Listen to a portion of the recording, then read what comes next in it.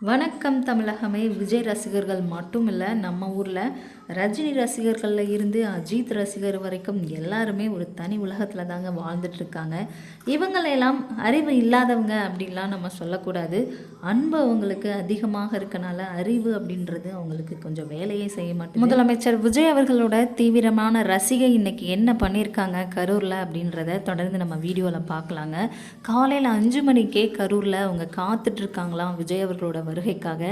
எதுக்காக 5 மணிக்கே காத்திருக்காங்க அப்படின்னா, ரோஜா பூவை கொடுத்து அதை ஒரு வீடியோவாக எடுக்கணும் அப்படின்றதுக்காக 5 மணிலேருந்து காத்துட்ருக்காங்களாம்.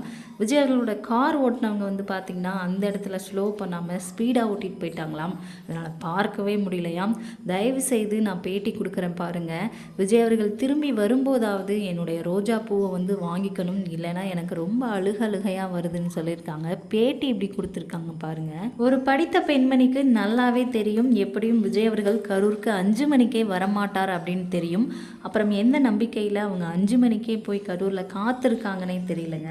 அப்படியே வந்தாலும் கூட கூட்ட நெரிசலில் அவரை பார்க்குறது ரொம்ப கஷ்டமான ஒரு விஷயந்தான்.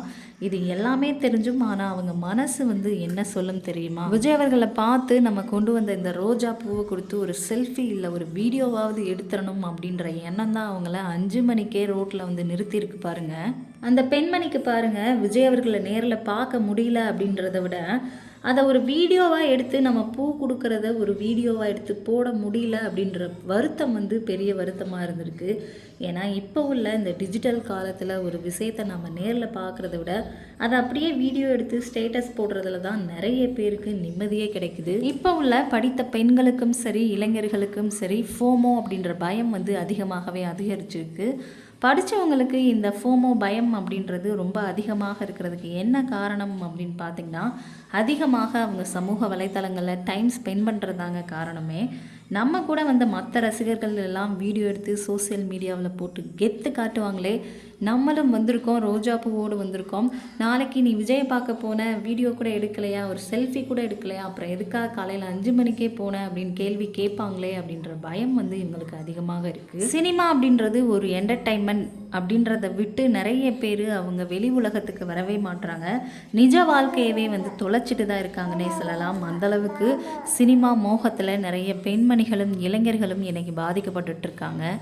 விஜய் போன்ற நடிகர்கள் சினிமாவில் நடித்து கோடி கோடியாக சம்பாதிக்கிறாங்க. இப்போது அரசியலுக்கும் வந்துட்டாங்க.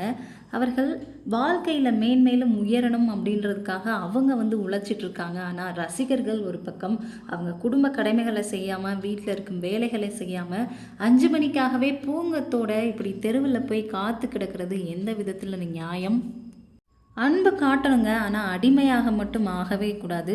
நமக்கு ஒரு நடிகரை பிடிச்சிருக்கு அப்படின்றதுல தவறே கிடையாது. ஆனால் அம்மா ஒரு வேலை சொன்னாலோ அல்லது வீட்டில் இருக்க ஏதாவது ஒரு முக்கியமான வேலைகள் இருந்தாலோ அதில் இல்லாத சுறுசுறுப்பு ஒரு நடிகரை பார்க்குறதுக்கு மட்டும் வரவே கூடாது.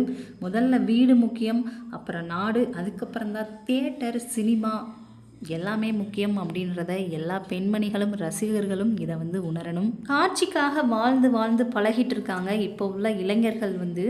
எல்லாவற்றையுமே ஒரு வீடியோவாக எடுத்து சமூக வலைத்தளங்களில் நம்ம போஸ்ட் பண்ணிடணும் அப்படின்றதான் அவங்களுடைய மனநிலையாக இருக்குது.